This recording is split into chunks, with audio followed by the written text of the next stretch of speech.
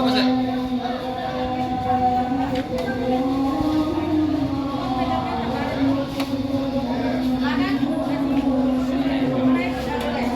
Dagang kambing Masjid Raya. Setiap takbir akbar. Hah? Setiap takbir akbar makan dagang kambing.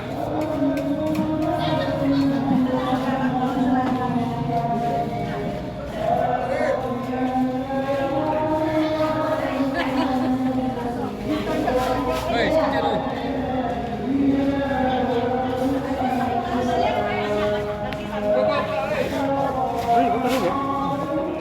Assalamualaikum warahmatullahi wabarakatuh. Selamat sore menjelang maghrib. Hari ini kami di Masjid Raya mengadakan acara Isra Mi'raj dan pesan Muhammad SAW. Ini bantai kambing 4 ekor dan tahu-tahu 4 ekor kambing makan bersama. Nanti habis maghrib makan dulu.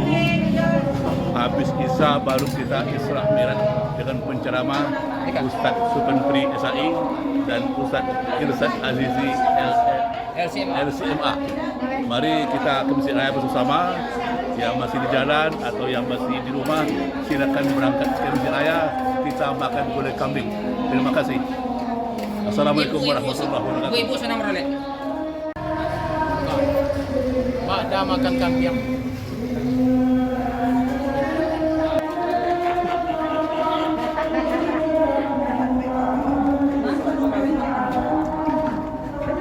Ibu-ibu dipoto. Oh, ibu dipoto. Anak tadi apa tadi? Baik. Banyak ada ambil liput ibu-ibu tu. Ibu-ibu kerana semua. Ambil liputnya. Ya.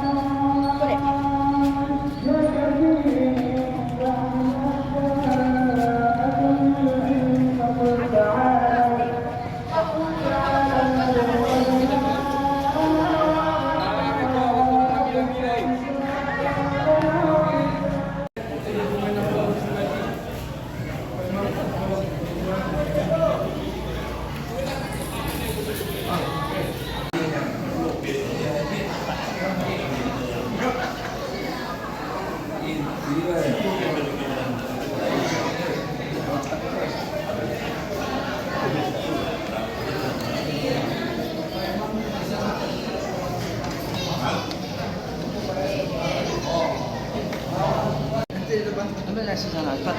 Apa sana?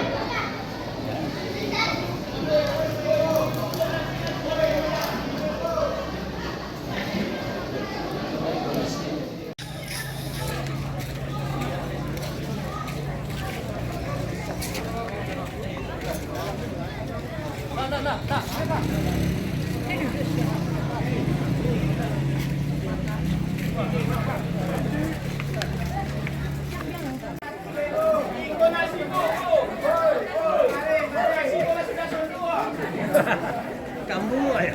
Ya, tinggal puluh gitu ya.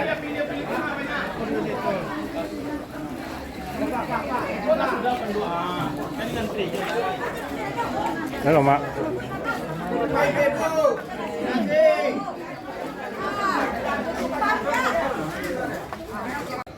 Nah, Ini jemaah Masjid Raya sebelum kajian Isra Mi'raj melakukan makan bersama dan sekaligus selamat di halaman Masjid Raya. Mari saudara-saudara, para jemaah, kaum muslimin, muslimat merapat ke Masjid Raya. Sebentar lagi kajian Isra Mi'raj akan dilaksanakan. Demikian, terima kasih.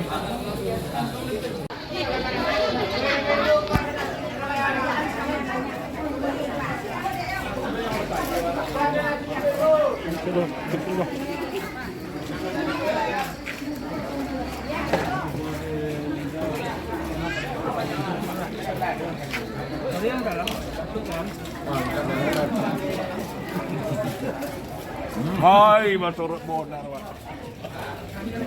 Iya. Bang. Iya. Kenapa sih, Pak? Hah? Kenapa sih? Ya. Menurut. Imam ah.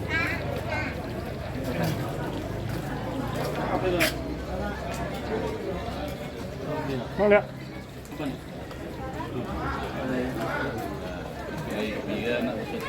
Ah, iyalah, Rak.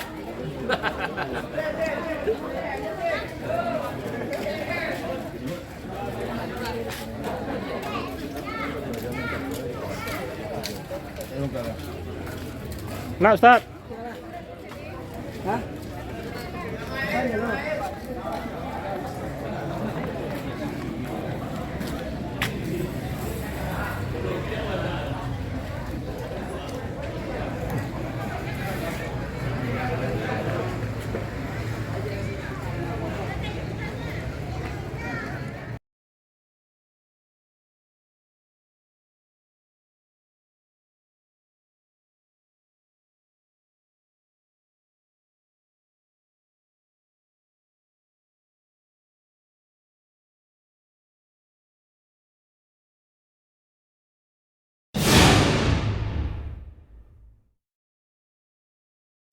حسبي ربي جل الله ما في قلبي غير الله نور محمد صلى الله لا إله إلا الله حسبي ربي جل الله ما في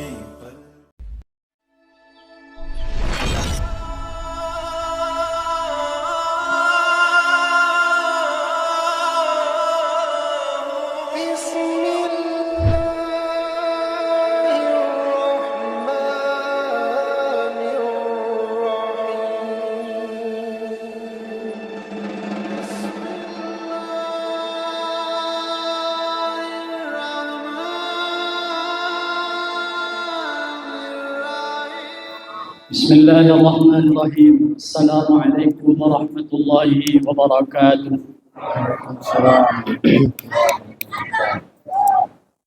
الحمد لله رب العالمين والصلاة والسلام على أشرف خلق أجمعين أشهد أن لا إله إلا الله وأشهد أن محمدا عبده ورسوله لا نبي بعده اللهم صل على سيدنا محمد وعلى آله وصحبه أجمعين اللهم صل وسلم وبارك عليه. اللهم علمنا ما جهلنا ذكرنا منه ما نسينا وافتح علينا من خزائن رحمتك يا أرحم الراحمين.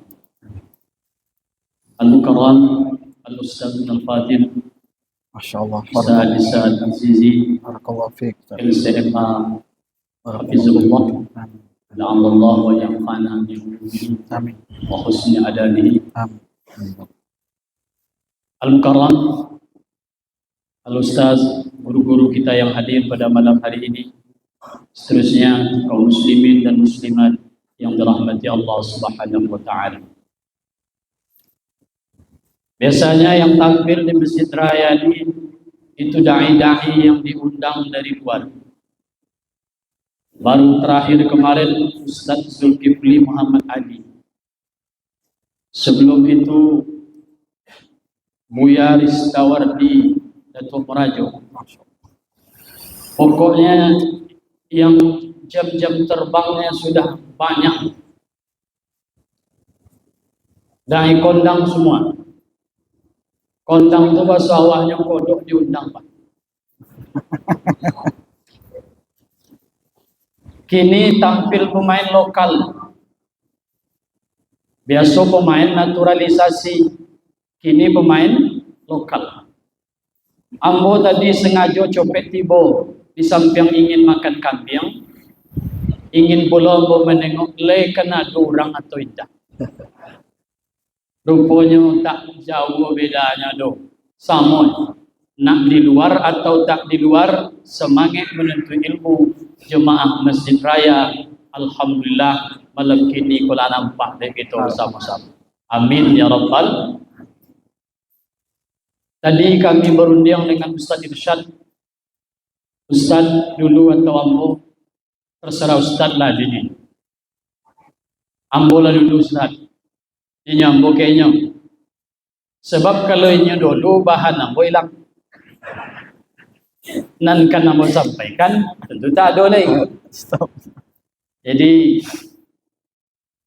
kalau kemudian kau ada puluh lemahnya Pak. Pertama bisa dapat banyak dan bisa dapat segini. Jadi di ambo tadi pertama tiba dok lu daripada inyo, kini kita pakai hukum tertib. Dok lu didoklukan dan kemudian tentu dikudiankan. Kini kita mengambil masuk pengajian tak lama. Tadi kami lah berjanji berdua, awak 20 minit surangnya Pak Ustaz. Ayo. Jadi tak ada alasan lagi menggaliak kiri, menggaliak kanan, di koton pori lapar lah baisi. Ya kan? Nan isinya tak lo tanggung-tanggung lo. Ompe ikut kambing lo tumbang di pas April. Jadi lo makan cancang kambing segalanya. Alhamdulillah. Cuma ada puluhan botak ikan. Kok lah togang urek pori urek matonya kondor pula. Itu pula bahaya. Jadi tengok-tengok kawan sekolah. Kalau nya mulai-mulai agak kuat, adik kubi copet. Kalau bapak ibu ngantuk kau terbagi 3. Pertama disebut naumul fitri. Apa tu naumul fitri? Ngantuk karena itu fitrah kita sebagai manusia. Allah beri kita ngantuk. Badan pone ngantuk. Talita bekerja siang hari ngantuk. Makan ubek tidur ngantuk. Itu naumul fitri namanya. Dan kedua naumun ni'mah. Tidur nikmat. Itulah Allah ceritakan dalam kasus perang Badar. Pasukan kita 300 yang dilawan tu 1000. Tak akan mungkin menang 300 lawan 1000. Tapi Allah kam min fi'atin qalilatin ghalabat fi'atan kasiratan biiznillah. Maka malam tu pasukan Nabi tak bisa tidur. Seolah-olah besok pagi akan masuk liang lahat. Allah turunkan hujan gerimis. Hujannya tak terlalu lebat, dia hanya rintik-rintik saja. Maka mengenalah pasukan itu oleh hujan, tertidur sejenak. Setelah tidur bangkit semangat berperang.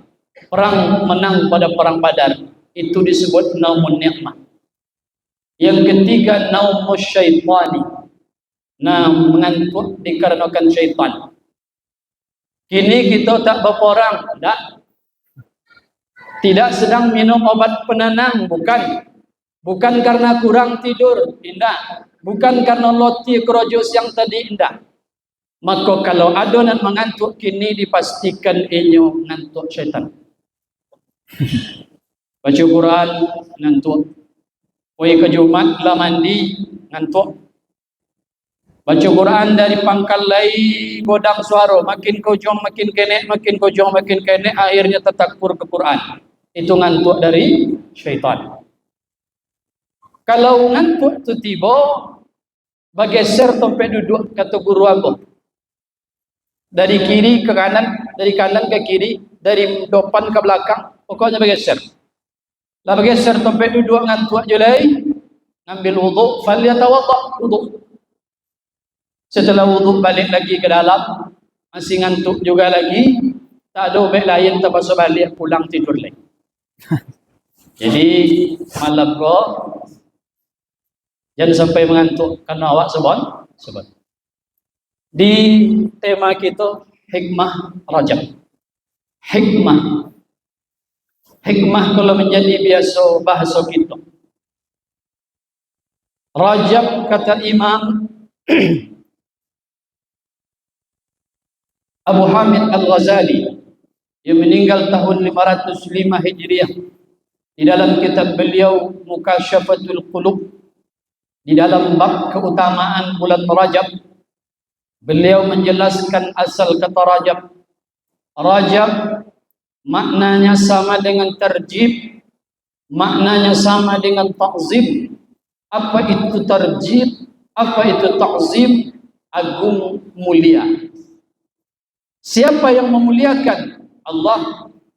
Di dalam Al-Quran surah At-Taubah ayat 36, Allah Subhanahu wa taala menyebutkan, "Inna iddatash syuhuri 'inda Allah 12 syahran fi kitabillah yauma khalaqas samawati wal ard minha arba'atun hurum." Sesungguhnya bilangan bulan di sisi Allah semenjak Allah menciptakan langit dan semenjak Allah menciptakan bumi. Artinya begitu langit ada dan bumi ada, yang 12 bulan itu sudah ada. Muharram, Safar, Rabiul Awal, Rabiul Akhir, Jamadil Awal, Jamadil Akhir, Rajab, Sya'ban, Ramadan, Syawal, Zulqa'dah, Zulhijjah. Iko kalau disuruh jemaah ulang surang-surang banyak tahapan. Yakin apa? Karena kini kalender lah pindah ke Januari, Februari. Kalender itu pakai, kalender Hijriah mesti pakai. Alhamdulillah sekarang kita ditolong oleh teknologi. Di gadget, di HP kita bisa di-download waktu salat. Begitu di-download dapat 2 kalender. Sebelah kiri kalender Hijriah, sebelah kanan kalender Masehi. Maka nampak di situ dek gitu. Kini bulan Rajab. Kita tidak boleh kehilangan identitas. Ini kalender-kalender kita punya, dan penanggalan-penanggalan itu mesti kita tahu, karena setiap bulan punya keutamaan yang Allah berikan dibandingkan bulan-bulan yang lain. Nabi berpesan kepada Abu Hurairah, "Ya Abu Hurairah." Apa kata Nabi? Disampaikan oleh Abu Hurairah, "Ausini khalili bisalasin." Khalil, orang yang amat sangat dekat. Sayang yang satu ke yang ini pun sayang, Khalil. Makanya Nabiullah Ibrahim itu disebut Khalilullah. Apa kata Nabi kepada Abu Hurairah? Pesannya 3. Puasa 3 hari setiap bulan. Karena ada ibadah di setiap bulan Hijriah. Kalau orang dia tidak hafal bulan Hijriah, bagaimana bisa dia ibadah di situ? Tinggal 13, tanggal 14, tanggal 15 setiap bulan Hijriah. Karena kayak sumud dahr, seperti puasa setahun, pahalanya diberikan Allah Subhanahu wa taala. Maka Rajab ini maknanya azim, maknanya mulia, maknanya agung. Kata Allah ada 12 bulan, minha arba'atun hurum. Dari yang 12 itu ada 4 bulan yang Allah muliakan. Ada yang Allah muliakan tempat, inilah tempat paling mulia di muka bumi. Nabi menyebutnya khairu biqa'il ardi, tempat paling baik di muka bumi. Masuk ke dalam tak boleh sembarangan. Dia tak boleh duduk sebelum salat 2 rakaat. Maaf orang yang junub tak boleh masuk. Orang yang sedang menstruasi haid tak boleh masuk. Kenapa? Ini tempat suci, rumah Allah Subhanahu wa taala. Maka siapa yang memuliakan? Allah. Ada yang Allah muliakan tempat, ada yang Allah muliakan hari. Di dalam hadis sahih riwayat Imam Tirmizi, khairu yaumin tala'at fihi syamsu yaumul jumu'ah. Hari terbaik di muka bumi itu hari Jumat. Fihi khuliqa Adam. Pada hari Jumat itu Allah ciptakan Adam. Pada hari Jumat itu Allah masukkan Adam ke dalam surga. Pada hari Jumat itu Allah keluarkan Adam dari surga. Dan nanti kiamat akan terjadi juga pada hari Jumat, kata Nabi. Ada yang Allah muliakan tempat, ada yang Allah muliakan hari, ada yang Allah muliakan waktu. Ditanyakan oleh Abdullah ibn Mas'ud kepada Nabi kita Muhammad sallallahu alaihi wasallam, "Ya Rasulullah, ayu doa wasma?"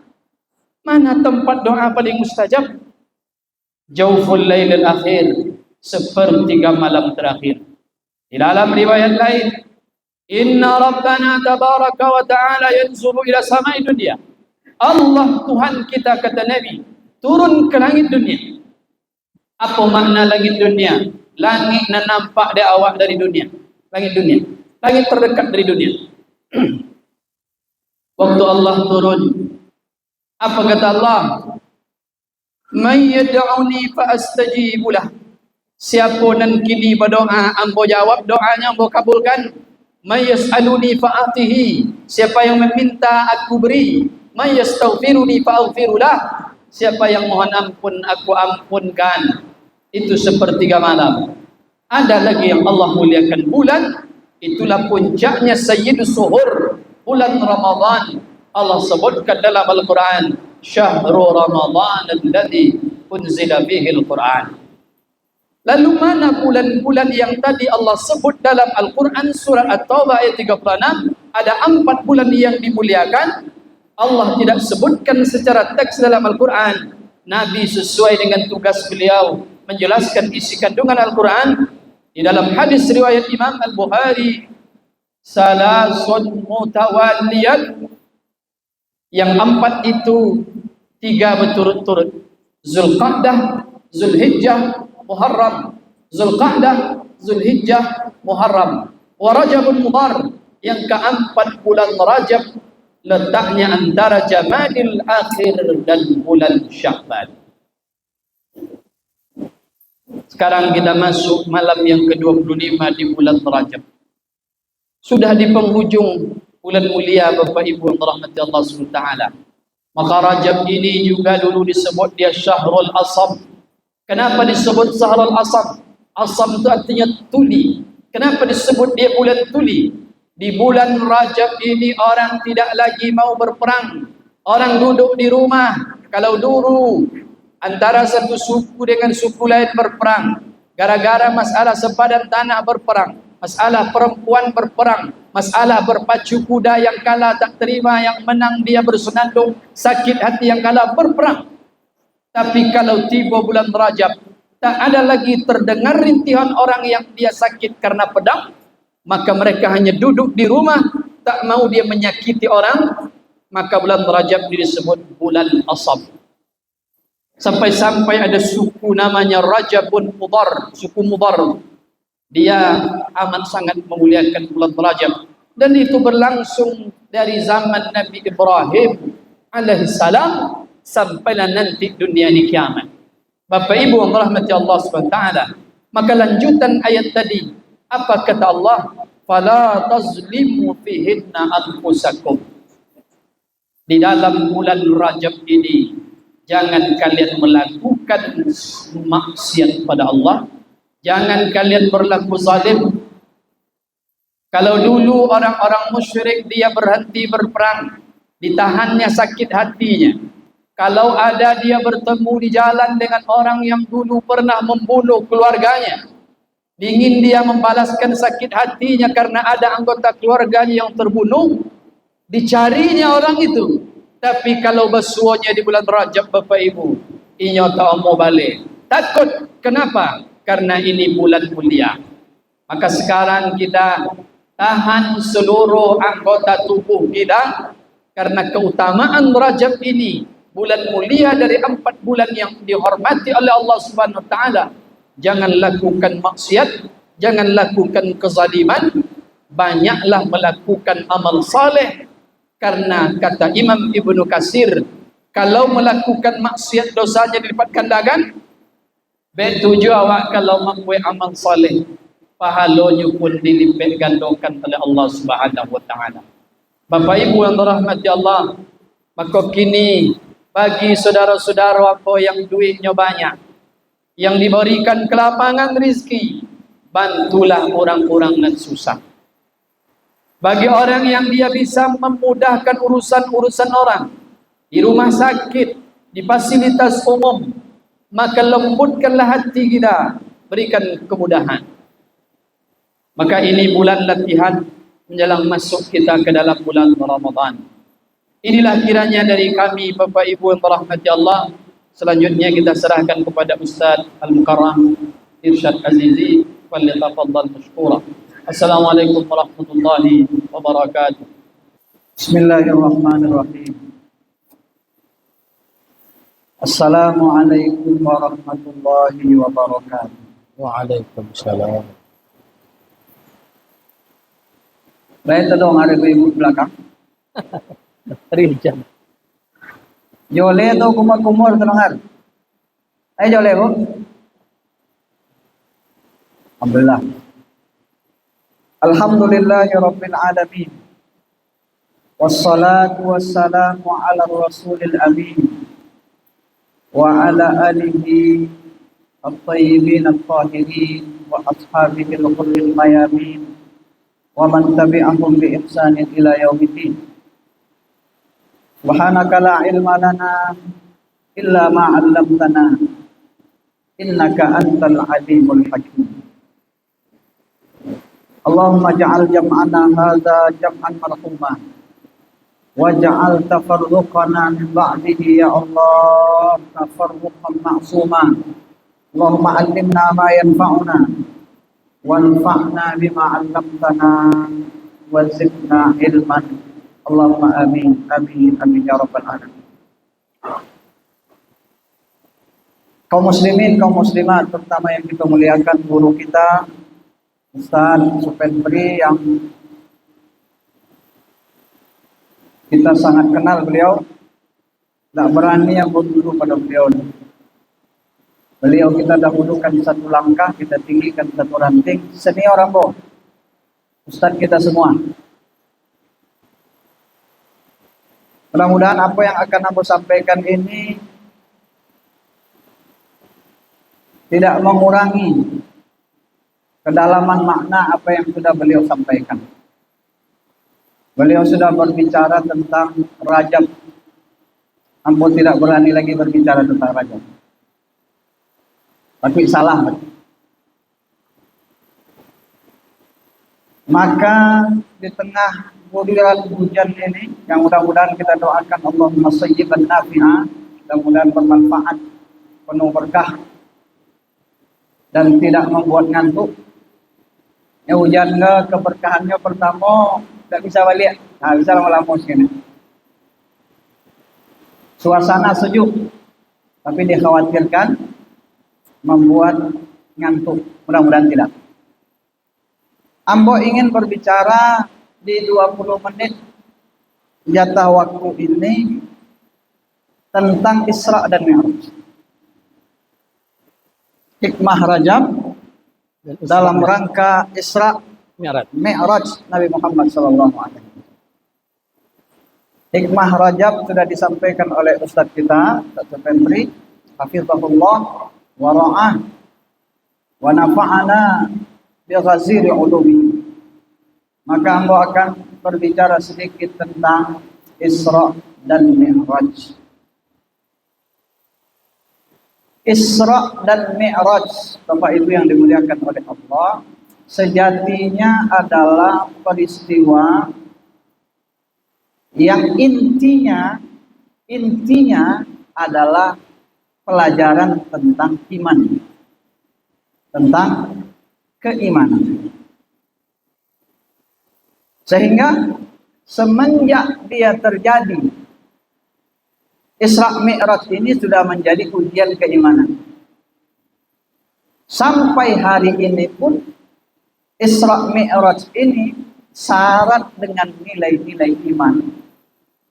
Yang sayang kalau kita memperingati Isra Mi'raj tidak bertambah iman kita. Maka kita berharap mengkaji Isra Mi'raj di bulan Rajab ini. Keluar dari masjid ini bertambah keimanan kita kepada Allah Subhanahu wa Ta'ala. Iman, ya, yang menjadi inti dari peristiwa Isra dan Mi'raj. Kenapa iman? Kenapa iman? Karena dalam beberapa riwayat disebutkan setelah peristiwa Isra Mi'raj itu ada sebahagian yang sudah memeluk Islam kemudian kembali murtad. Ayo tidak betul Muhammad rupanya. Ya. Rupanya tidak betul Muhammad. Mengatakan berjalan dari Mekah, diperjalankan dari Mekah ke Palestina, ke langit yang ketujuh, ke Sidratil Muntaha, balik lagi ke Mekah, hanya dalam waktu 3 atau 4 jam saja. Setelah penduduk Mekah tidur, beliau berangkat. Sebelum penduduk Mekah bangun, beliau sudah datang. sulit untuk dipercaya oleh akal pada masa itu. Ambo agi garis bawah pada masa itu. Karena kalau pada masa sekarang, insya Allah sudah mulai sedikit-sedikit masuk akal. Walaupun belum sepenuhnya. Ya. Coba dibayangkan, dulu sudah pernah kita sampaikan berkali-kali di saat peristiwa peringatan Isra Mi'raj ini, waktu yang harus ditempuh dari Mekah ke Palestina saja 1 bulan poin, 1 bulan balik. Sangat tidak masuk akal. Kalau hanya 3 jam, itu pun sampai ke langit yang ke-7. Maka orang-orang kafir Quraisy ketika itu meyakini betul bahwa inilah titik kehancuran Muhammad. Ya. Inilah saat yang paling tepat untuk menghentikan dakwah Muhammad. Ya. Untuk menyampaikan kepada masyarakat bahwa Muhammad ini memang gila. Ya. Tapi subhanallah, dan itu tabiat dari agama ini Bapak. Tabiat dari perjuangan dakwah dan agama ini. Di saat-saat genting Allah titipkan batu karang, benteng yang tetap mempertahankan agama ini. Pada masa itu yang jadi bentengnya Abu Bakar As-Siddiq. Abu Bakar As-Siddiq radhiyallahu anhu. Apa kata Abu Bakar As-Siddiq radhiyallahu anhu? In kana qad qala dzalika faqad shadaqa. Kalau betul dia yang mengatakan itu, dia pasti benar. Itu pasti benar. Inni la usaddiquhu ala syai'in ab'adi min dzalik. Inni la usaddiquhu ala syai'in ab'ada min dzalik. Aku membenarkan, percaya kepadanya dalam hal yang jauh lebih aneh, lebih menakjubkan daripada itu. Kalau hanya sekedar dia diperjalankan ke Palestina, ke langit ke-7, balik lagi dalam 3 atau 4 jam, itu hal kecil, kata Abu Bakar As-Siddiq. Aku mengimani Muhammad dengan semua yang dia bawa. Aku mempercayai malaikat turun dari langit kepada dia pagi dan sore menyampaikan pesan-pesan dari Zat yang Maha Kuasa. Dan itulah iman, Bapak Ibu. Itulah iman. Percaya kepada sesuatu, mengimani sesuatu, walaupun secara logika tidak masuk di akal. Itu konsep iman seperti itu. Maka konsep-konsep keimanan itu tempatnya di hati. Iman itu tempat bersemayamnya adalah qalbu, hati, bukan akal. Orang kalau menerima, kalau disobek dia percaya kepada keberadaan Allah Subhanahu wa taala. Kalau diterima dengan akal saja. Tidak nampak, tidak bisa disentuh. Lalu disebutkan Allah menciptakan seluruh alam raya ini. Tidak ada bentuknya. Kalau di akal tidak masuk akal. Karena akal manusia terbatas. Tapi konsep-konsep keimanan itu diterima dengan qalbu, dengan hati. Nanti pelan-pelan akal itu akan mencerna. Pelan-pelan akal itu akan terus berkembang. Karena akal manusia itu kan berkembang terus. Akal manusia terbatas. Selain terbatas, dia terus berkembang. Yang mustahil menurut anak SD, tidak mustahil menurut anak SMP. Yang mustahil menurut anak SMA, mungkin saja menurut anak kuliah. Yang menurut anak kuliah ini masih mustahil, menurut dokter, profesor itu adalah sesuatu yang biasa sekali. Yang mustahil di zaman dulu, zaman sekarang sudah biasa. Maka keimanan adalah kepercayaan kepada sesuatu walaupun itu belum nampak. Bukan walaupun belum nampak, kepada sesuatu yang belum nampak. Itu yang iman. Kalau sudah nampak bukan iman lagi. Ini berkali-kali kita sampaikan. Nanti kalau sudah sampai di akhirat, nampak neraka, nampak surga, lalu kita katakan kami beriman kepada surga dan neraka. Itu tidak lagi disebut dengan iman. Tak ada lagi nilainya ketika itu. Ketika terjadi kiamat, lalu bertobat. Apakah bermakna taubat ketika itu? Tidak lagi itu disebut iman, sehingga taubat ditolak. Ya. Karena sudah nampak. Maka sebelum nampak itu yang disebut dengan iman. Ada banyak orang yang mencoba mengakali Isra Mi'raj sehingga tidak percaya. Saya ingin sampaikan pada malam hari ini Bapak Ibu, apa yang disebutkan oleh, maka saya bawa buku ini. Dr. Muhammad Said Ramadan Al-Buti, Fikih Sirah An-Nabawiyah.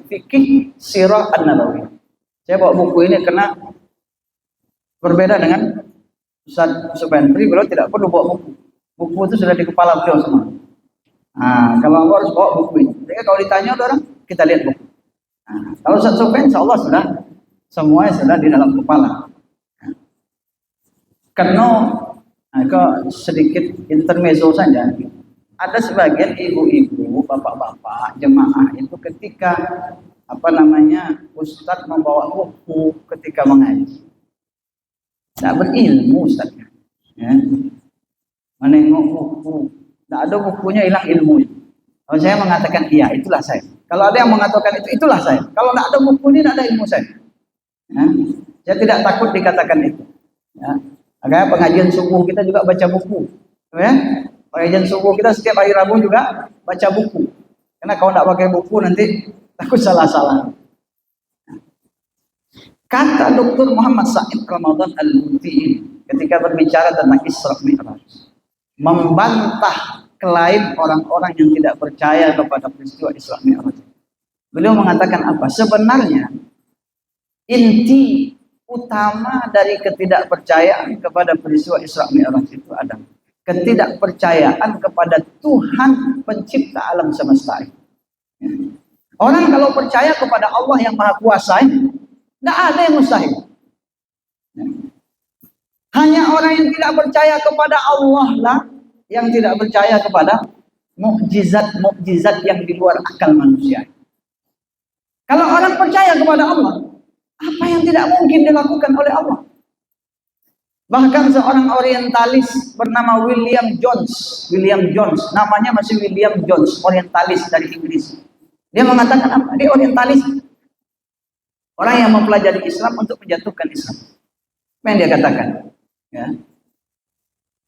Zat yang menciptakan alam semesta ini dengan segala keindahannya, kehebatannya, pasti juga mampu untuk mengurangkan sesuatu atau menambah sesuatu dari alam ini. Dia bisa melakukan segala sesuatu yang dia kehendaki di alam. Wong alam ini dia yang ciptakan. Apa mudah, apa sulitnya bagi Allah untuk merapatkan jarak antara langit dengan bumi. Ditekannya dari Allah sehingga apa membuat ini bisa buku ini. Lalu amba dekatkan buku ini dengan ini.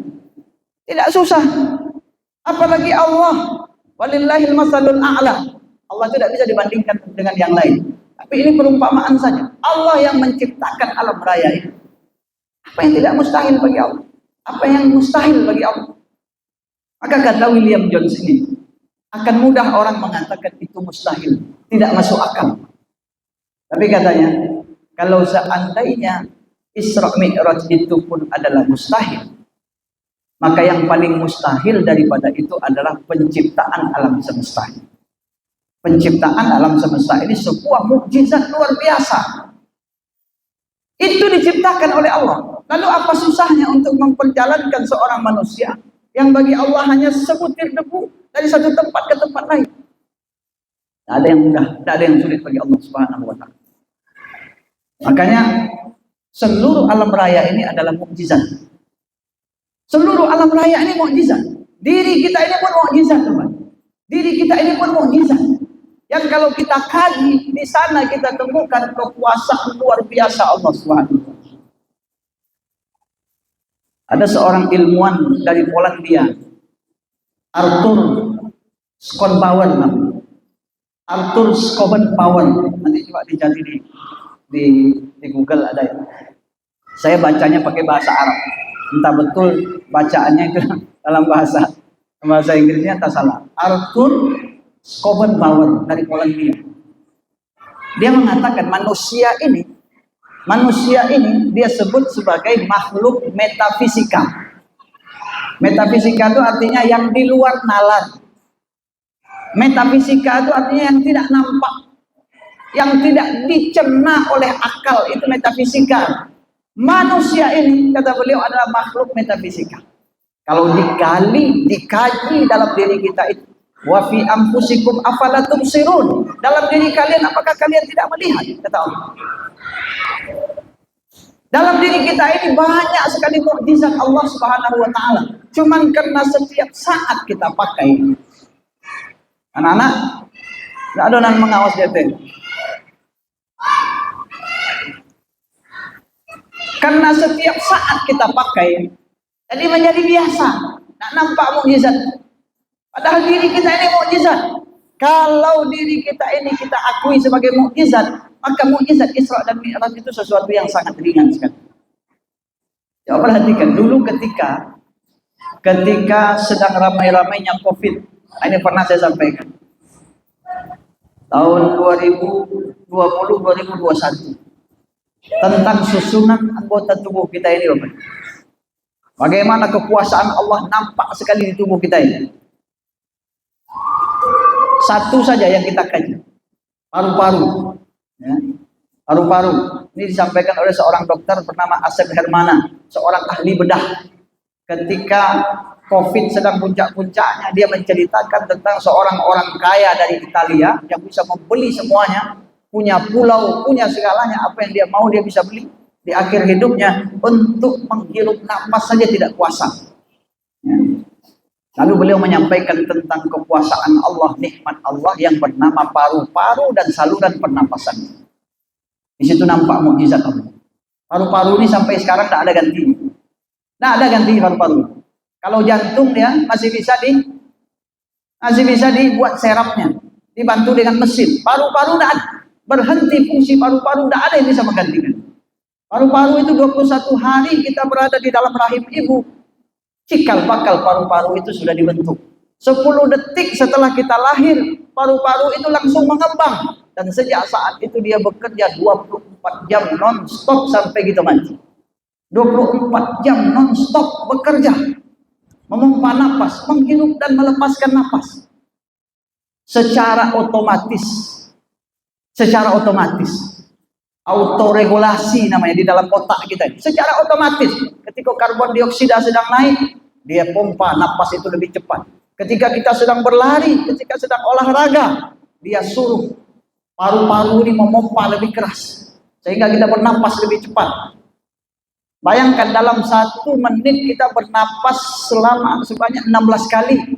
16 kali dalam 1 jam kali 60, 900 lebih dalam 1 jam. Dikali 24 jam dalam 1 hari 1 malam kita bernapas 23.000 kali. 23.000 kali bernapas secara otomatis. Ya. Ada yang lebih menarik lagi. Pernapasan kita ini pakai ada namanya tali pernapasan. Ya.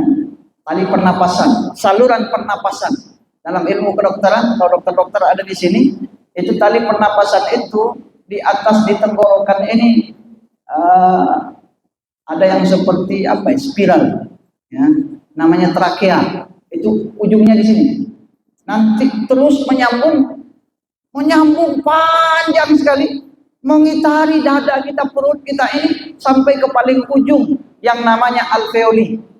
Mohon nanti para dokter ini meluruskan kalau salah. Alveoli, paling ujung. Itu lebih halus dari sehelai rambut. Panjang tali pernapasan manusia ini dari trakea sampai ke ujung alveoli itu tahu berapa kilo? Bukan berapa meter, berapa kilometer? 2.400 kilometer itu tali pernapasan manusia dari tenggorokan ini sampai ke ujungnya. 2.400 kilometer. Ambo tadi coba di Google, ambo coba dari ujung Pulau Sumatera, dari Banda Aceh sampai ke Pelabuhan Bakauheni di Lampung. Ambo tengok di Google itu berapa jaraknya? 2.334 kilometer. Lebih panjang dari panjang Pulau Sumatera. Sebuah tali yang melingkar-lingkar di perut kita ini untuk memproses pernapasan kita. Subhanallah. Dan kita tidak tahu. Ambo percaya itu karena yang berbicara itu seorang ahli bedah yang kerojonya membedah dada orang, membedah tubuh orang, punya ilmunya, dan langsung mempraktekkannya dan melihatnya secara langsung. Maka orang kalau melihat kekuasaan Allah Subhanahu wa taala sampai dia kepada puncak akidah, puncak keimanan, la ilaha illallah Muhammadur Rasul. Allahul Qawi, Allahul Qadir, Allahul Alim, Allahul Khabir. Allah yang maha kuasa, yang maha tahu, yang kalau dia berkehendak dia bisa melakukan apa saja. Isra Mi'raj itu kecil, sederhana. Kalau kita tidak percaya, berarti tidak percaya kepada kekuasaan Allah Subhanahu wa taala. Kalau menciptakan alam yang sebesar ini saja, Allah cuman dengan ucapan kun, jadilah, fayakun, maka itu menjadi, apalagi hanya untuk memperjalankan seorang anak manusia. Maka inti yang ingin kita sampaikan, Isra Mi'raj itu mengajarkan konsep tentang keimanan. Percaya kepada kekuasaan Allah, percaya kepada sesuatu walaupun belum nampak, walaupun tidak terlihat. Kalau sudah terlihat nanti dia tidak menjadi iman dan tidak bermanfaat. Terakhir, 10-23 menit lagi.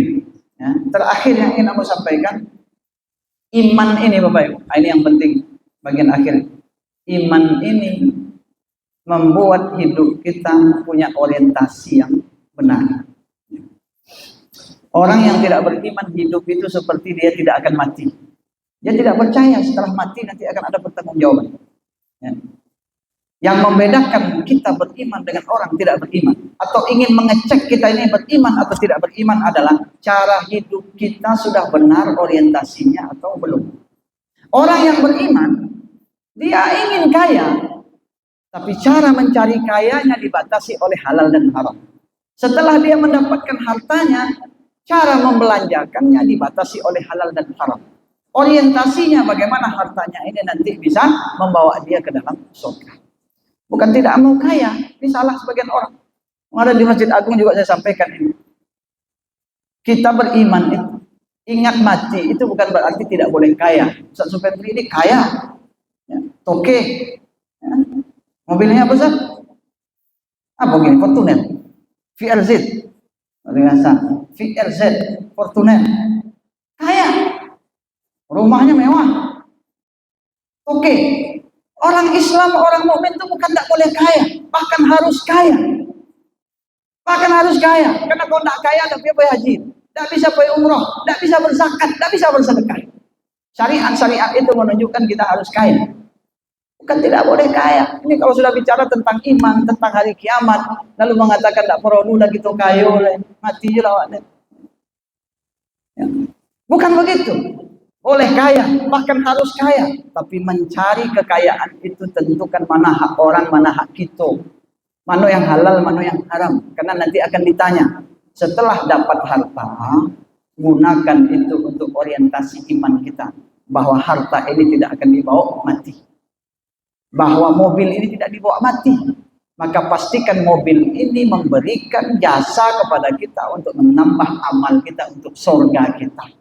Bawanya ke Masoji, bawa dia menyenangkan hati anak yatim, ya, mengusap kepala anak yatim, menyenangkan orang miskin, kunjungi orang-orang yang tidak punya. Pastikan harta kita yang banyak itu ada saham kita dalam melepaskan penderitaan orang-orang yang tidak percaya. Ya. Boleh kaya, tapi orientasinya untuk membawa ke surga. Boleh punya jabatan, tapi untuk membuat lempang jalan ke surga. Nah, bukan berarti orang Islam itu, orang beriman itu tidak boleh punya jabatan. Harus punya jabatan. Kalau bisa kepala dinas segalanya. Kalau bisa kok bupati itu bisa banyak bupati segalanya. Kalau bisa pejabat semuanya. Bukan dilarang jadi pejabat. Tapi orang beriman bedanya dengan orang tidak beriman. Ketika berusaha mendapatkan jabatan, dia tahu mana cara yang halal, mana cara yang haram. Karena dia tahu cara mendapatkannya akan dipertanyakan, akan dipertanggungjawabkan.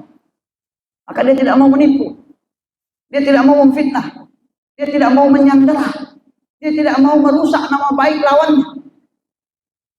Fair, karena dia tahu cara ini pun harus sesuai dengan tuntunan agama. Setelah jadi pejabat, orientasinya tetap imannya menyuruh dia memastikan jabatan ini tidak akan dibawa mati.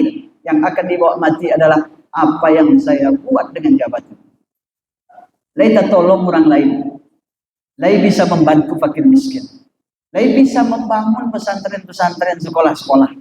Lai bisa memenuhi kebutuhan masjid dengan jabatan kita. Lai berlaku tanda tangan kita untuk menyelesaikan masalah orang banyak. Lai bisa tanda tangan kita untuk membangun masjid. Itu yang akan dibawa mati. Adapun jabatan itu sendiri tidak akan pernah dibawa mati. Iman itu membuat orientasi hidup kita lurus. Tidak bengkok ke kanan, tidak bengkok ke kiri. Tidak lupa bahwa kehidupan ini tidak selamanya pasti akan berakhir pada apa yang disebut dengan kematian. Dan pada saat itu kita akan dimintai pertanggungjawaban atas semua yang kita lakukan. Maka bicara tentang iman ini panjang, ya.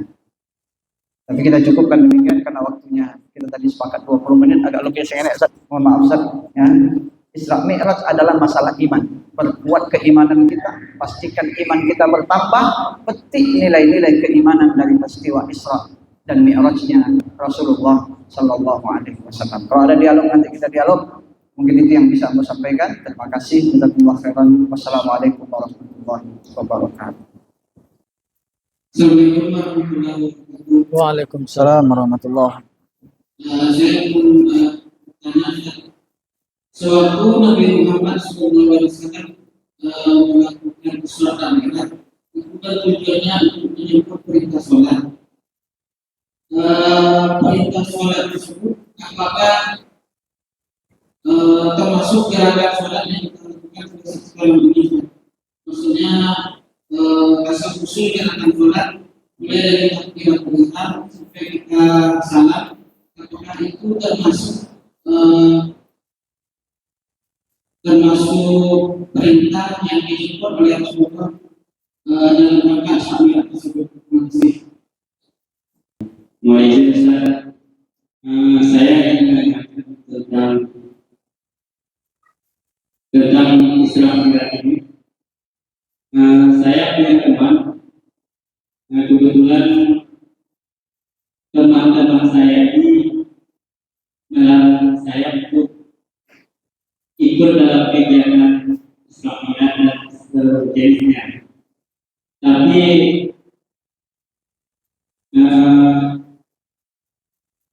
tentu kita juga punya pengalaman sendiri ya.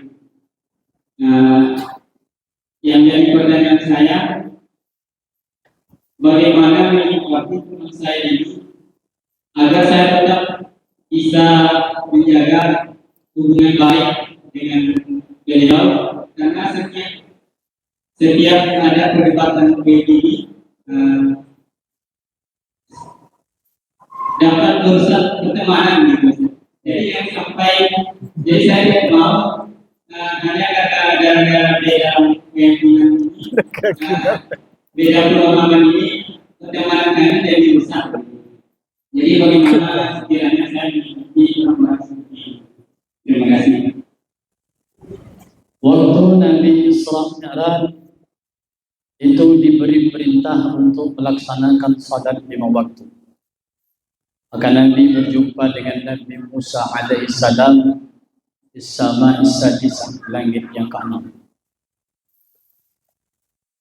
Apakah waktu itu Allah langsung menunjukkan melalui malaikat cara praktek salatnya seperti apa?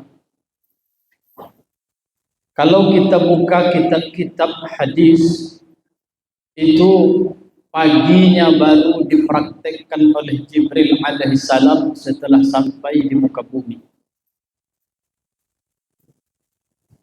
Maka Jibril mempraktekkan bergerak bagaimana cara gerakannya dari awal sampai akhir.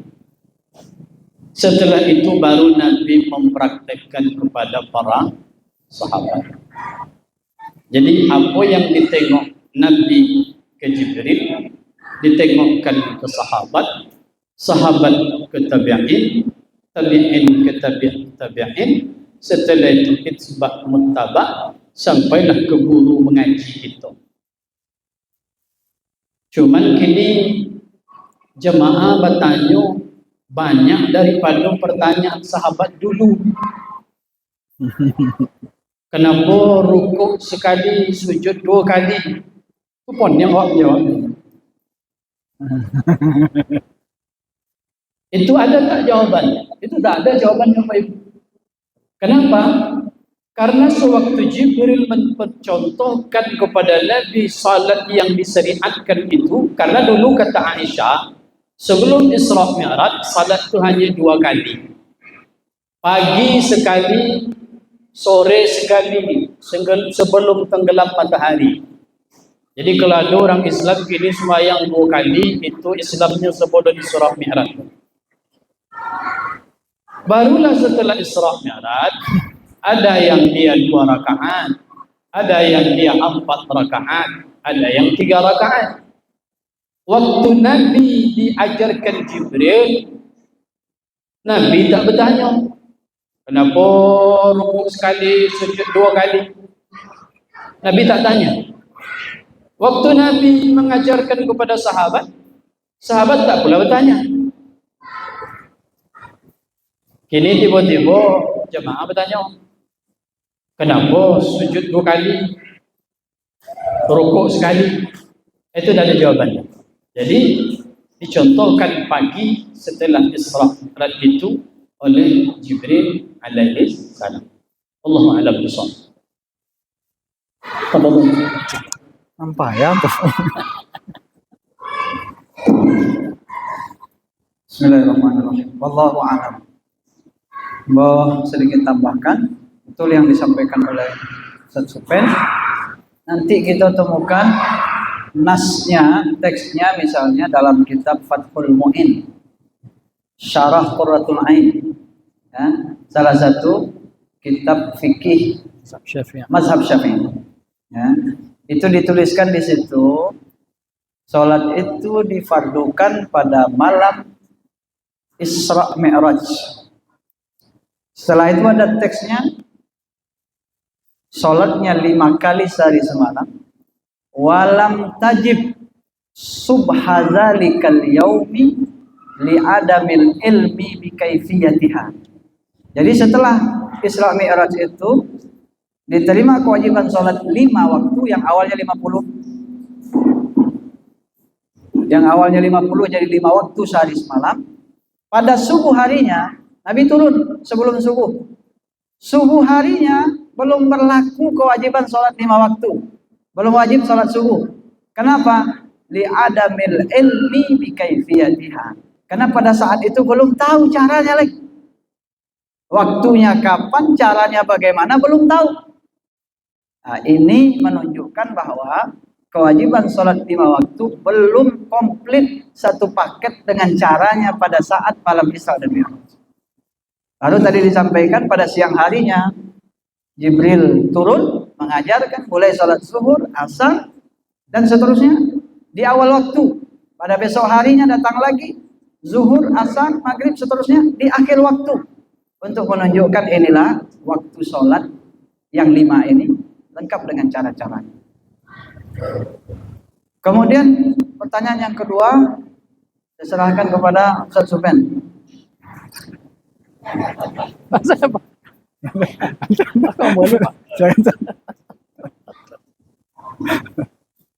Bagaimana kami menanggapi kawan kami Pak Ustaz? Dia ini melarang kami pergi Isra Mi'raj, melarang kami maulid Nabi, karena itu tak pernah dibuat zaman Nabi kita Muhammad sallallahu alaihi wasallam. Tidak ada kaidah dalam agama kita ini bahwa kalau itu tidak dilakukan Nabi berarti itu tuh haram. Tidak ada kaidahnya begitu. Ada yang tidak dibuat Nabi, kadang Nabi belum sempat membuatnya. Kadang ada yang terlupa oleh Nabi. Mimbar yang kita tempati untuk khutbah, untuk ceramah, itu awal-awal dulu tak ada. Maka Nabi kalau ada yang ingin dia sampaikan, Nabi bersandar di batang kurma. Lalu ada yang menawarkan kepada Nabi, ya Rasulullah, kalau kami buatkan engkau mimbar bagaimana? Silakan, kata Nabi. Maka Nabi waktu dia pindah dari batang kurma ke mimbar, batang kurma ini nangis, Pak. Dipeluk dia Nabi. Untunglah tak batang kurma ada gini. Kalau ada di pasar kau tu banyak orang pai mantar kemonyan keken. Bisa dia nangis. Lalu apa guna manfaatnya? Tadilah disampaikan oleh Ustaz Irsyad untuk memperkuat keimanan kita. Satu Muharram memperingati momen hijrah Nabi Muhammad SAW. Setelah itu Maulid Nabi, setelah itu Isra Mi'raj, setelah itu Tarhib Ramadan, setelah itu Nuzul Quran. Apakah pernah dibuat? Itu tidak pernah dibuat di zaman Nabi, baru ada belakangan. Apalagi di tempat kita di Indonesia, pengetahuan kaum muslimin terhadap agama dan kecintaan terhadap Nabi itu amat sangat minim. Makanya inisiatif para ulama dulu bagus. Dikumpulkanlah orang, dibuatkan makanan, dibacakan Al-Quran, dibacakan sirah. Sirah itu baca sejarah. Nang sebelah Senin nama menyebut Isra Mi'raj. Dibuatnya hanya tabligh akbar.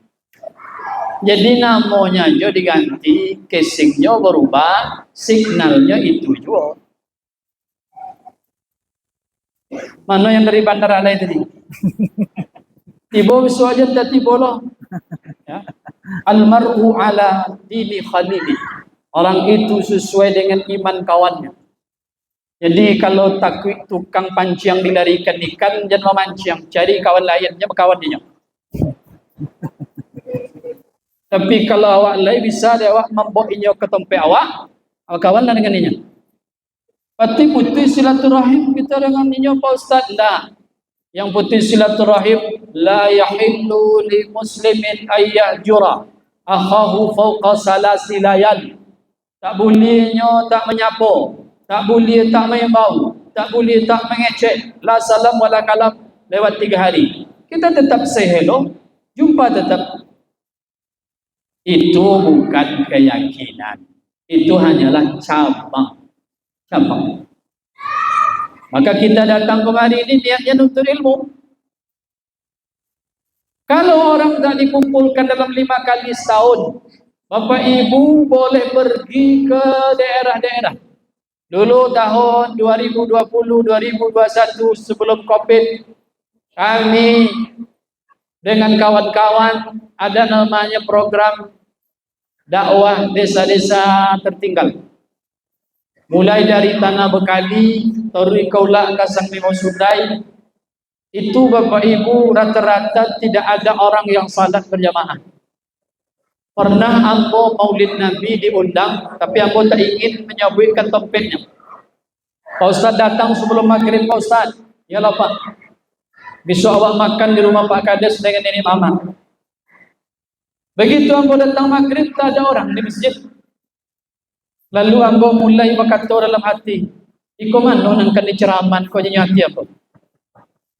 Setelah selesai makan, balik kami lagi ke masjid salat Isya. Waktu salat Isya pun belum ada orang.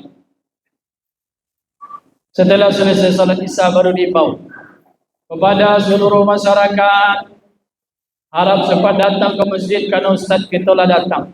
Tiba seorang, tiba kedua, tiba tiga bompet. Jadi rupanya datang orang ke masjid hanya 5 waktu. Tahun baru Hijriah, Maulid Nabi, Isra Mi'raj, Tarhib Ramadan, Nuzul Quran. Kini itu dilarang. Bila orang kau dapat pengetahuan tentang Islam. Kalau di Teluk Kuantan, di masjid kita, pengajian setiap subuh. Senin. Itu Senin tak ada makan. Makanya ambo minta dipindahkan dulu dari Senin ke Selasa karena Senin tak ada makan. Pindah ambo. Ini Ustaz mulkan hari Senin.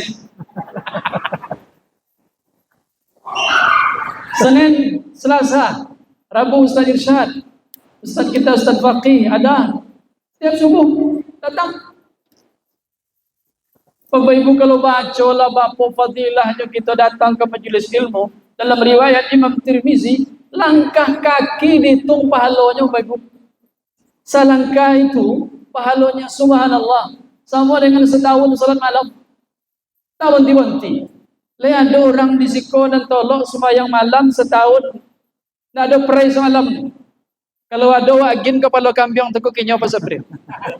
Nah ada apa? Kadang ada awak sakit, kadang ada awak apa? Boleh. Selangkah gugur dosa, selangkah diangkat derajat.